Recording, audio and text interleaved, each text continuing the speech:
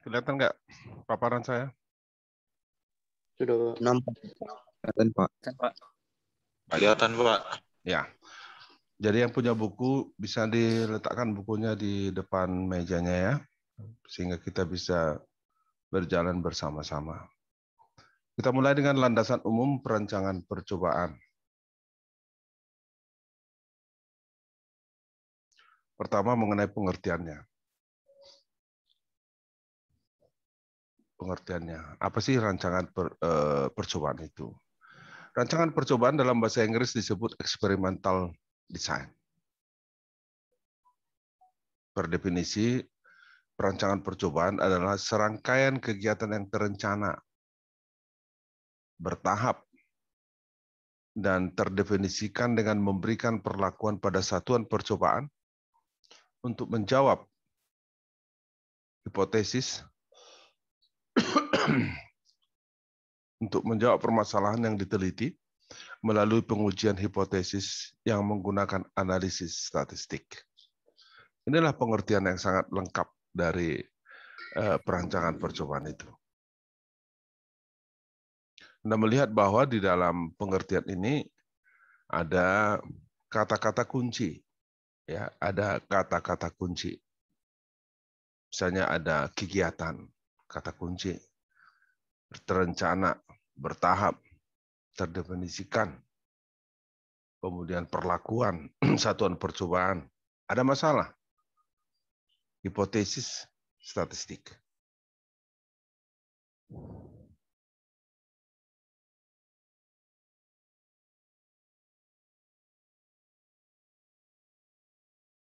Pada definisi itu kita lihat dua kata kunci dulu, itu adanya perlakuan, satuan percobaan.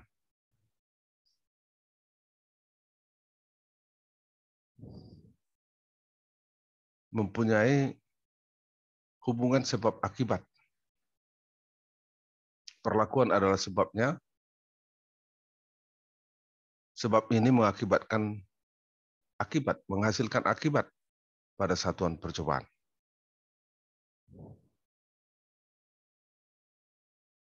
Ada hubungan sebab akibat. Ada penyebab, ada akibat. Hubungan antara penyebab dan akibat ini harus dapat diterangkan dengan logika ilmiah yang benar.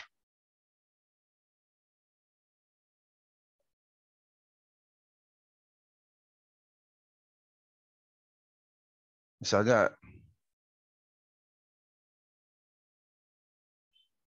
Anda memberikan pupuk urea, itu adalah sebab. Itu adalah penyebab. Dan Anda mengamati pada tanaman terjadi penambahan tinggi, itu adalah akibat. Bagaimana unsur dalam urea seperti nitrogen di dalam urea itu bisa mengakibatkan pertambahan tinggi, itu harus dapat dijelaskan secara ilmiah.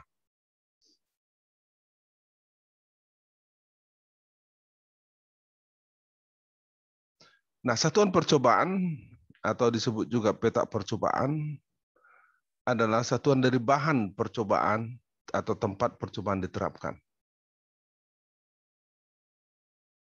Misalnya tanah,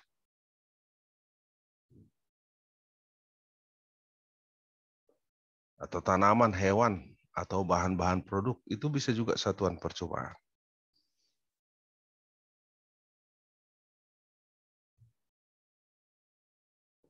Sedangkan perlakuan bisa berupa bahan. Misalnya tadi urea.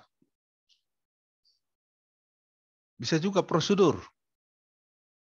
Misalnya frekuensi pemberian urea.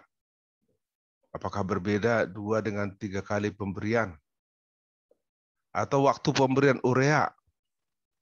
Kalau diberi saat tanam dibandingkan dengan diberi 2 minggu setelah tanam.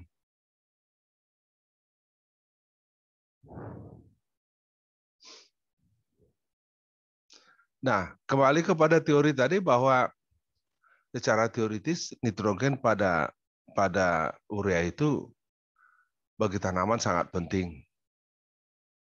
Kita tahu nitrogen itu bagian daripada enzim. Ya, enzim mengandung nitrogen, maksudnya klorofil. Klorofil mengandung nitrogen, jadi sangat penting bagi tanaman. Kita tahu klorofil menghasilkan karbohidrat melalui fotosintesis.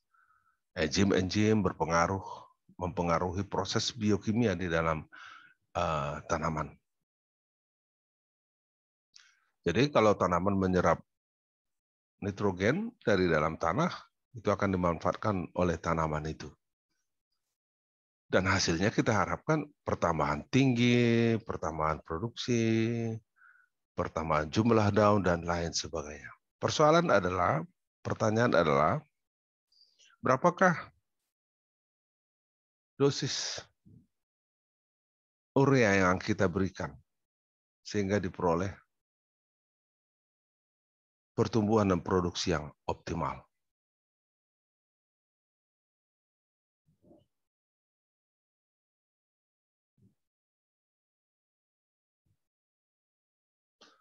Yang kedua adalah mengenai prosedur. Kalau kita kutip buku yang ditulis dari Gomez dan Gomez, ada 4 prosedur, 4 tahapan yang harus dilalui dalam eksperimental design ini. Yang pertama adalah menyeleksi tanaman-tanaman yang tepat untuk dicobakan. Jadi tanaman harus tepat kita pilih untuk dicobakan. Kedua, menetapkan karakter-karakter atau fenotipe yang akan diukur.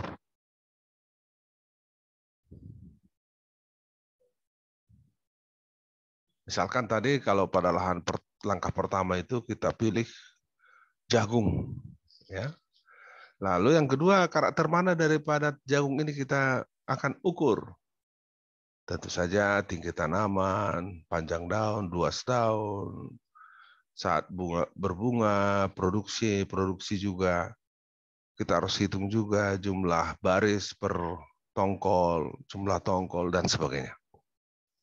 Artinya apa karakter yang kita akan ukur yang nanti bisa kita gunakan untuk menjelaskan hubungan antara sebab dan akibat.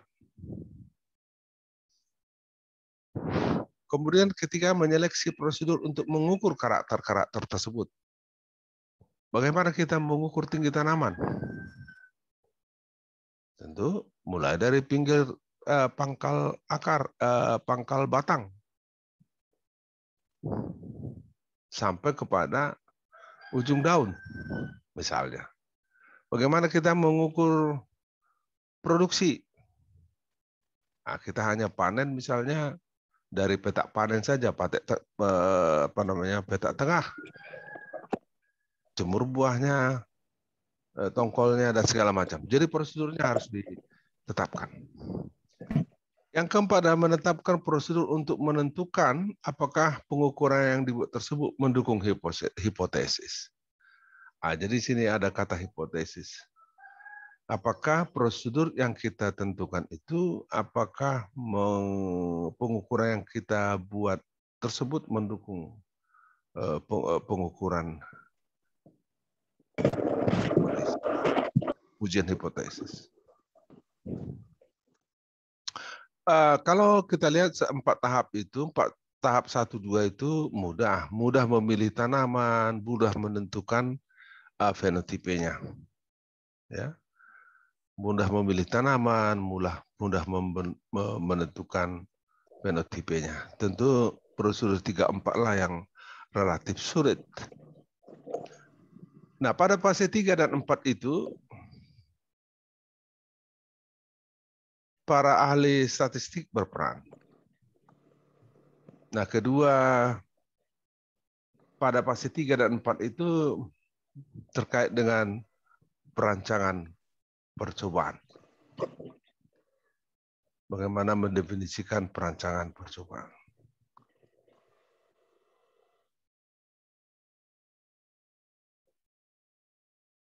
Mohon dimatikan apa suaranya.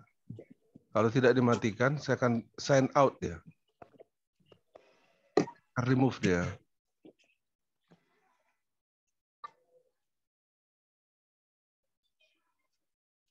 Saya ingatkan lagi, matikan mikrofonnya. Kalau tidak dimatikan, langsung segera saya akan remove dia.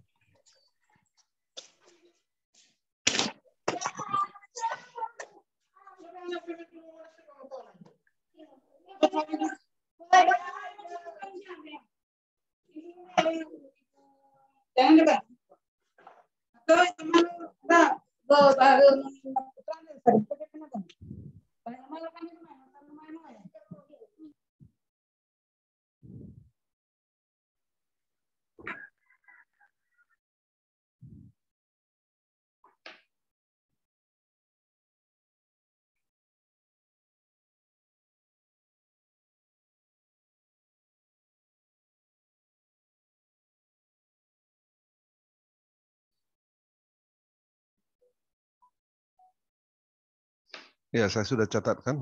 Yang tadi adalah Ricky Aprianto. Ricky Aprianto, saya sudah catat. Pak, Pas. Pak, Ya. izin Pak.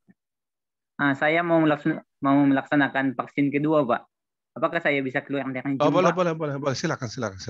Siapa namamu, Hotma? Hotma Tuagultom, Pak. Iya, silakan. Silakan ya. Terima kasih ya, Pak. Ya. Bagi adik-adik yang ingin divaksin segera boleh keluar. Ya. Lalu divaksin kau ya. Siapa Hotma berapa nanti hari? Soalnya nanti akan saya absen. Hotma Tuagultom ya. Iya, Pak. NPM 19710053, Pak. ya, oke ya. Yang lain juga harus Makasih ya, Pak. segera divaksin ya, harus segera divaksin. Oke, baik. Nah, ada 3 komponen esensial dari perancangan percobaan, yaitu pendudukan galat, kedua pengendalian galat, dan ketiga adalah interpretasi terhadap hasil. Ya, pada perancangan percobaan ada 3 komponen yang sangat penting, yang sangat esensial. Pertama tadi pendugaan galat, estimate of error. Kedua pengendalian galat, control of error. Yang ketiga adalah interpretasi terhadap hasil, proper interpretation of result.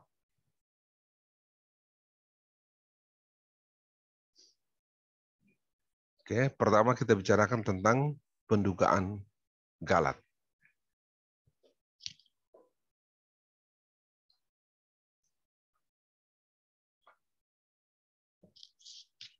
Itu ada di halaman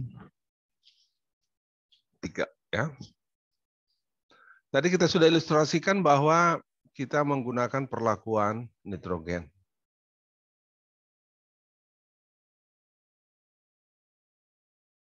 Nitrogen ini tentu kita berikan ke tanah. Kita menggunakan satu jenis varietas. Pertanyaan kita tentu, apakah dosis nitrogen yang berbeda akan menghasilkan produksi yang berbeda pada satu varietas tanaman tersebut?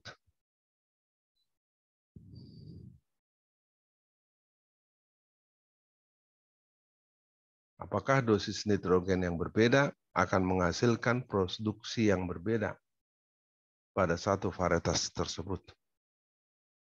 Nah, untuk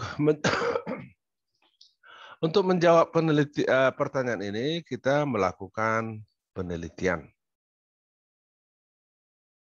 Misalkan kita menggunakan satu varietas jagung namanya Arjuna. Kita tanam benih dari varietas jagung ini pada dua petakan, dua plot yang berdampingan. Ya, misalkan petak pertama diberikan nitrogen, tidak diberikan nitrogen.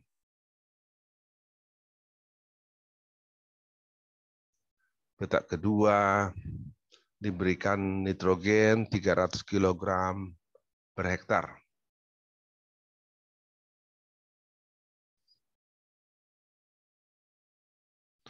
Dalam hal ini kita asumsikan bahwa perbedaan, kalau terjadi perbedaan produksi, bahwa perbedaan produksi antar peta itu semata-mata disebabkan oleh perbedaan dosis nitrogen yang diberikan.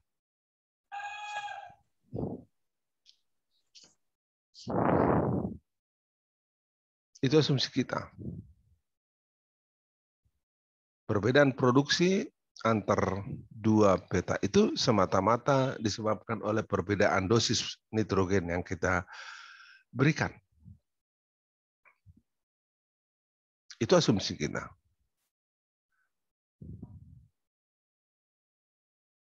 Tentu saja asumsi ini tidak benar. Kenapa? Karena kedua peta itu bisa berbeda dalam faktor-faktor yang menentukan pertumbuhan dan produksi tanaman.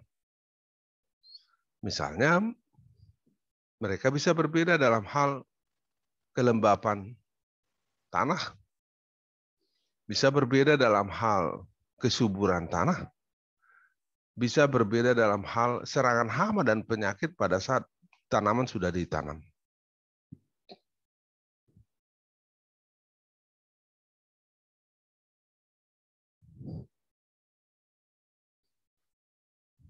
Jadi asumsi kita bahwa perbedaan produksi antara dua peta itu semata-mata disebabkan oleh perbedaan dosis, itu tidak benar.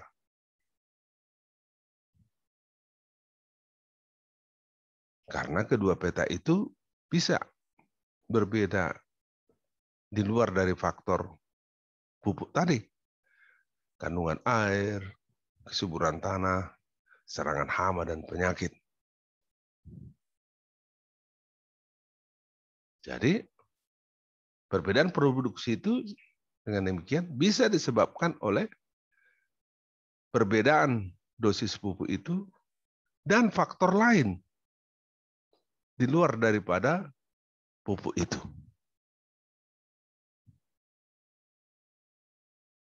Sekali lagi, perbedaan produksi antar dua faktor itu bisa disebabkan oleh perbedaan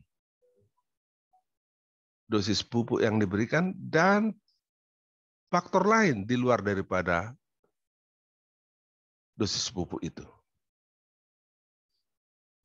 Nah, di sinilah dia fungsi dari peneliti perancangan percobaan, bahwa peneliti harus dapat menetapkan prosedur untuk memisahkan pengaruh perlakuan tadi nitrogen, ya, urea, dari faktor-faktor lain.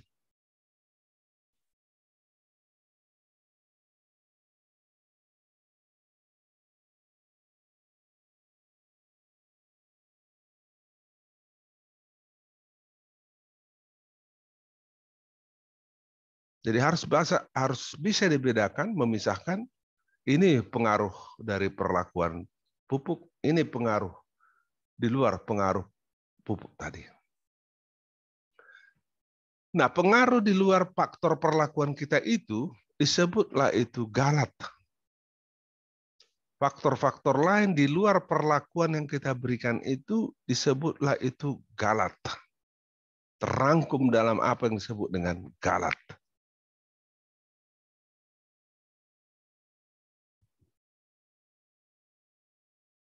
Kalau dulu istilahnya adalah kesalahan percobaan. Experimental error itu diganti menjadi, diterjemahkan dalam bahasa Indonesia kesalahan percobaan. Nah, ternyata para pakar matematika dan statistika di Indonesia sependapat bahwa kalau experimental error itu diterjemahkan menjadi kesalahan percobaan, ada kesan bahwa percobaan itu salah. Padahal bukan itu maksudnya. Nah, di buku-buku internasional juga yang saya baca, ini sudah berubah. Ini sudah dicoba mensosialisasikan istilah lain. Istilah lain. Masih memang ada experimental error disebut, tetapi istilah lain. Misalnya istilah lain adalah the rest. Ya, faktor lain, kira-kira begitu. Nah, kita terjemahkan ini menjadi galat. Galat ini adalah faktor di luar faktor perlakuan kita. Terangkum semua di sana. Dan kita tidak tahu apa faktor di luar perlakuan kita itu. Nggak tahu kita. Nggak bisa kita identifikasi dengan pasti, oh ini dia, ini dia. Pokoknya totalitas dari faktor di luar perlakuan kita itu terangkum dalam galat. Justru galat ini sangat penting. Inilah dasar utama untuk menetapkan apakah suatu perbedaan observasi itu nyata atau hanya kebetulan.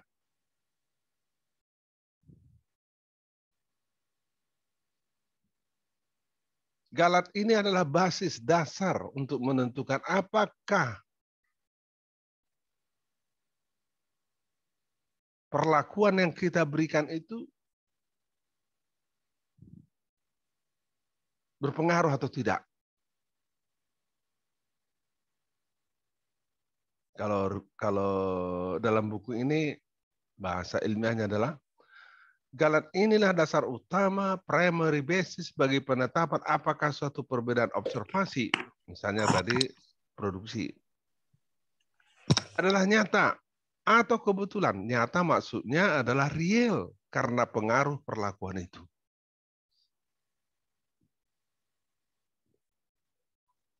Atau karena kebetulan. Kebetulan due to chance maksudnya adalah karena pengaruh di luar dari perlakuan itu. Di luar dari nitrogen. Jadi galat ini sangat penting. Oleh karena itu setiap percobaan itu harus mempunyai galat. Dan memang harus punya galat. Dan akan mempunyai galat.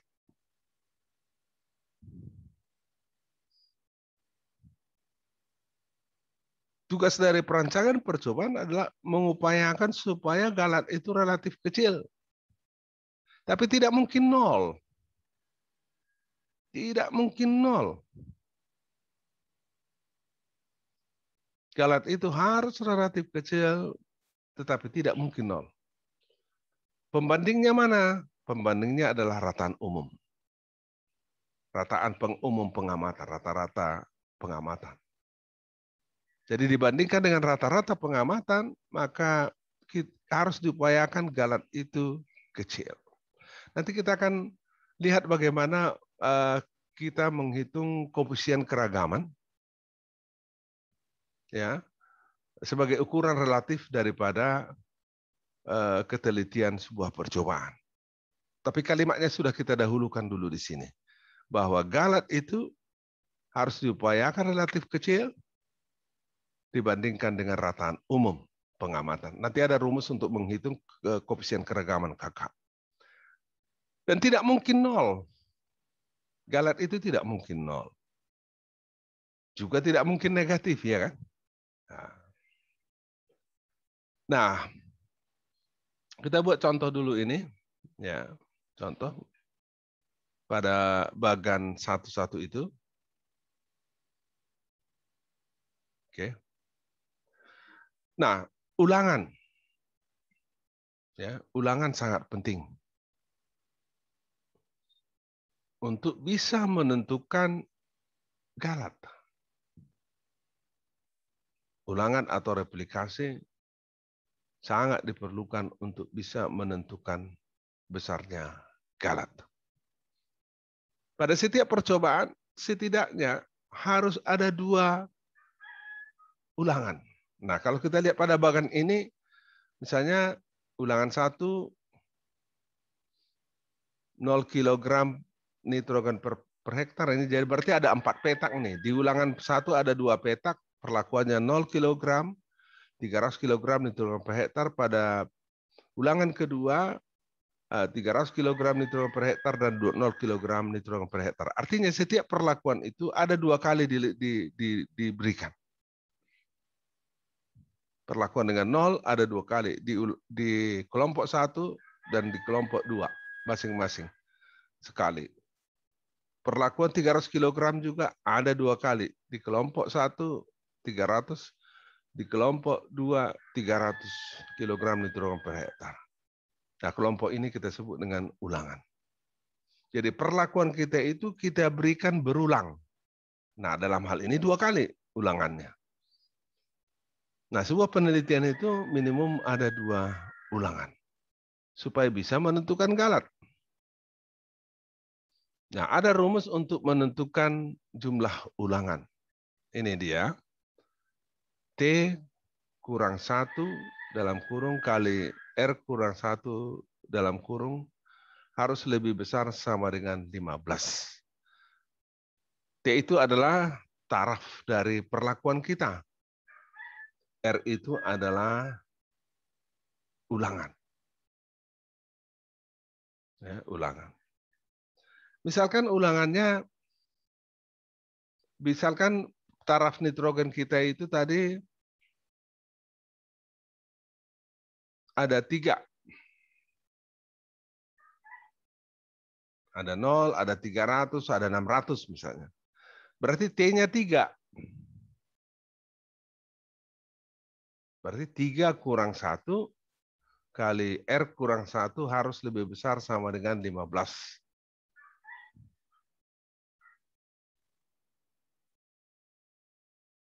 Nah, itu dapat dihitung. Ada ketentuan umum buat kita adalah sebuah percobaan itu minimum 2 ulangan. Tapi untuk kita pertanian, percobaan lapangan, laboratorium, umumnya ulangannya cukup 3. Kalau kita punya cukup dana, biaya penelitian, untuk biaya penelitian, ulangan boleh 4, tapi umumnya 3 cukup. Tapi inilah rumus umumnya. T kurang 1 kali R kurang 1 harus lebih besar sama dengan 15. Selain ulangan, yang diperlukan untuk penentuan galat itu adalah pengacakan, randomisasi. Intinya adalah setiap perlakuan itu, setiap taraf perlakuan itu harus mempunyai kesempatan yang sama untuk ditempatkan pada suatu satuan percobaan. Nah, kita akan nanti bicarakan tentang bagaimana cara membuat pengacakan. Atau setiap satuan percobaan harus mempunyai kesempatan yang sama untuk memperoleh perlakuan.